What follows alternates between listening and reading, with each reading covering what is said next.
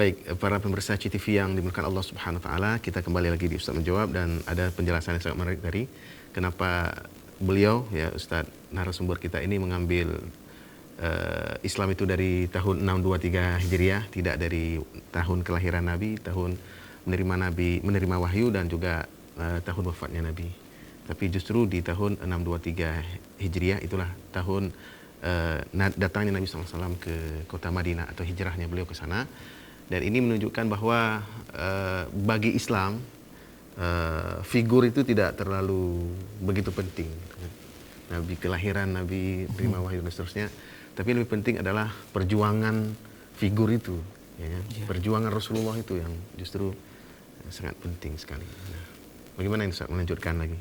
Ya, jadi Rasulullah itu pribadi yang agung, ya. Betul. Pribadi yang bahkan jangankan orang Muslim, orang kafir pun mengakui keagungannya dan kehebatannya. Hal ini juga diakui oleh seorang penulis Barat yang bernama Michael H. Hart, ya. Di dalam bukunya 100 People of the Most Influential in the World, gitu. Jadi 100 manusia yang paling berpengaruh di dunia. Dan dia menempatkan Rasulullah sebagai nomor satu, orang yang paling berpengaruh. Kenapa? Karena dia melihat bahwa ada perbedaan, ya, Muhammad dengan yang lain. Ketika dia diprotes oleh orang-orang Kristen, kenapa kamu menempatkan nabinya orang Islam nomor satu, sementara Tuhannya kita Yesus nomor 3 di bawah Isaac Newton. Betul. Jadi dia katakan bahwa ada alasan setelah dia melakukan riset 29 tahun lamanya melakukan riset itu. Menempatkan Nabi Muhammad sebagai orang paling berpengaruh. Yang pertama dia bilang Muhammad tuh pribadi yang agung. Tapi dia bukan mengandalkan kepribadiannya saja untuk mengatur manusia di dunia. Tapi dia menggunakan dia menjadi pemimpin di dunia dengan syariat yang dia bawa. Yang kedua, dia tidak hanya pemimpin di dunia, tapi dia juga memimpin akhirat. Gitu. Jadi bagaimana menunjuki manusia jalan, ya, jalan akhirat, gitu. Bagaimana supaya selamatnya di dunia dan juga di akhirat. Jadi kalau hari ini kita beranggapan supaya kita selamat dunia akhirat cukup dengan beribadah saja, meningkatkan ketakwaan individu, itu salah. Kalau memang seperti itu, maka Rasulullah orang yang paling pertama melakukan itu. Tapi faktanya Rasulullah tidak mencukupkan ketakwaan individu beliau dan keluarga beliau itu sebagai sesuatu yang mutlak itu saja dilakukan. Tapi beliau juga mengajak masyarakatnya menerapkan Islam di tengah-tengah masyarakatnya. Supaya apa? Supaya masyarakatnya juga menjadi penghuni surga. Gitu. Bahkan menjelang beliau wafat, yang beliau ingat adalah umatku, gitu. Bagaimana supaya umatku selamat nanti di akhirat. Nah, itu Rasul kita. Jadi betapa agungnya. Namun para sahabat kemudian mereka melihat ada perbedaan yang sangat jelas ketika sebelum Islam, sebelum hijrah dan Islam setelah hijrah. Yakni di mana mereka dikejar-kejar, pemeluk Islam itu dianggap kayak sekarang kriminal, misalnya radikal gitu. Namun setelah Islam kemudian diterapkan, ya, kaum muslimin bebas beribadah, melaksanakan ibadah sesuai dengan syariat Allah Subhanahu wa taala. Nah, itu kemudian para sahabat menetapkan satu hijrah itu di situ. Nah, sejak tahun 623 Masehi itu. Nah, yang ini kalau kita lihat fakta hari ini itu sangat mencolok. Artinya dulu kaum muslimin dengan akidah yang sama, dengan Al-Qur'an yang sama, dengan keyakinan yang sama seperti kita hari ini, itu mereka bisa jaya, bisa bangkit, bisa kemudian memimpin dunia. Bahkan tahun 1453 imperium yang dianggap mustahil, utopis untuk bisa dihancurkan waktu itu, yakni Konstantinopel. Kenapa dibilang utopis? Karena Roma sendiri udah berusaha menaklukkan Konstantinopel, sesama Romawi itu. Gagal. 1100 tahun. Romawi Barat dengan Romawi Timur itu. Romawi Barat dan Timur. Romawi Barat berusaha menghancurkan Konstantinopel, gagal. 1100 tahun tidak terhancurkan itu tembok, sampai disebut impregnable. Tembok yang mustahil untuk bisa dihancurkan. Nah, itu terjadi tahun 1453 dan yang melakukan itu adalah muslim, yakni seorang anak muda yang bernama Muhammad Al-Fatih. Gitu. 825 tahun setelah hadis itu muncul dari lisan suci Rasulullah SAW. Ya, Jadi itu yang terjadi, dan itu di masa lalu gitu. ya. Kita tidak sedang membicarakan romantisme masa lalu gitu. Membanggakan kehebatan kita, kehebatan kaum muslimin di masa lalu.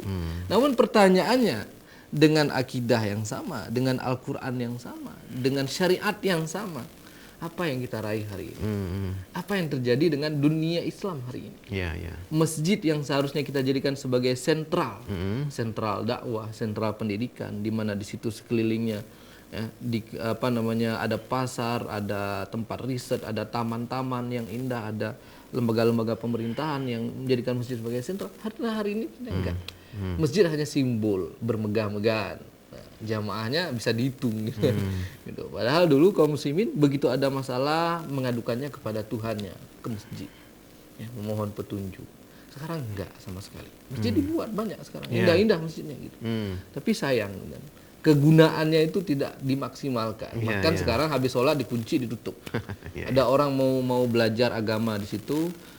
Jadi ada yang miris. Dulu ada sahabat saya pulang dari IPB Bogor, singgah di Jakarta, di salah satu masjid besar di situ. Setelah selesai sholat duhur, dia sambil menunggu orang tuanya jemput dia ke situ, dia duduk dari jauh ikut pengajian di masjid itu. Pengurus masjidnya mengumumkan, Bapak Ibu yang punya anak remaja, hati-hati dengan pengajian-pengajian Islam. Kalau tidak ingin terlibat dalam aktivitas radikalisme dan terorisme. Ini luar biasa gitu. Di tengah-tengah orang sedang ngaji gitu. Jadi ini yang terjadi pada kita hari ini. Seharusnya kaum muslimin dengan akidah yang sama, dengan syariat yang sama, dengan Al-Quran yang sama, kita bisa bangkit. Tapi justru hari ini terpuruk. Kenapa? Nah, ini kan menjadi pertanyaan besar. Why gitu? Kenapa gitu? Apakah Islam yang salah atau kita yang salah, muslim gitu? Ya, kalau Islam yang salah tidak mungkin, karena Allah sudah menjamin.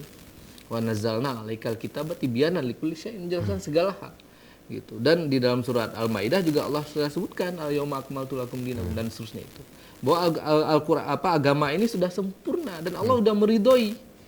Gitu. Tapi kok bisa hari ini kemudian Islam ini tidak mampu membangkitkan kita? Persoalannya kita yang salah atau Islam yang salah? Nah, ternyata yang salah adalah muslim.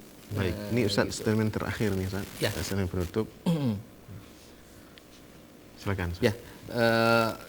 Rasulullah SAW bersabda dalam sebuah hadis, innama madinatul kalkir tanfi khobasiha wa yunsi toyibiha. Gitu.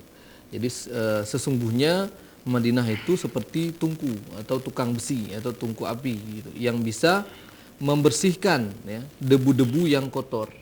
Nah, dan bisa kemudian membuat cemerlang kebaikan-kebaikannya atau besi-besinya itu. Jadi artinya apa?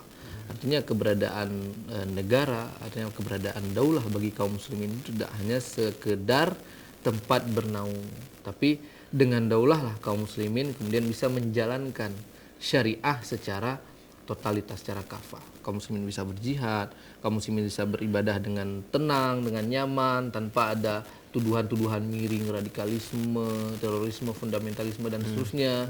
Kemudian kaum muslimin juga bisa mengembangkan potensi yang mereka miliki, termasuk juga sains, peradaban-peradaban ilmu pengetahuan dan peradaban Islam itu bisa dikembangkan. Jadi bukan cuma berbicara hukum fikih, bahasa Arab, ulumul Quran dan seterusnya, tapi juga berbicara tentang teknologi, bagaimana caranya membuat pesawat tempur, bagaimana membangun teknologi-teknologi yang tepat guna, yang bermanfaat bagi kehidupan manusia. Jadi di sini pentingnya bagi kita untuk kemudian mempelajari Islam, memahami Islam secara utuh, tidak hanya sebagian-sebagian. Ini baru ikut daurah, misalnya daurah tentang fikih, kemudian udah menyalahkan yang lain. Nah, ini tidak tepat seperti itu. Jadi kita belajar Islam secara utuh, secara kafah, dan tentu orang yang berilmu berbeda dengan orang yang tidak berilmu. Orang yang berilmu dia menyikapi sesuatu bukan dengan otot tapi dengan otak gitu, dengan berpikir dan mencari jalan keluar yang baik. Dan orang yang berilmu harus kita sematkan pada diri kita. Jadi kita mulai hari ini berkomitmen untuk menuntut ilmu agama, bukan hanya ilmu sains. Anak kita bukan cuma dileskan piano, les sains, ilmu sains, tapi juga belajar agama dengan baik. Mudah-mudahan ada manfaatnya. Walafu minkum. Assalamualaikum warahmatullahi wabarakatuh. Waalaikumsalam warahmatullahi wabarakatuh. Baik, para pemirsa CTV yang dirahmati Allah, demikian yang bisa disampaikan dalam pertemuan yang singkat ini. Terima kasih kepada Ustaz Rizal Fahmi dan juga kepada para pemirsa CTV dimanapun Anda berada. Kita tutup dengan doa kafaratul majlis. Subhanakallahumma bihamdika asyhadu an la ilaha illa anta astaghfiruka wa atubu ilaik. Assalamualaikum warahmatullahi wabarakatuh. Assalamualaikum.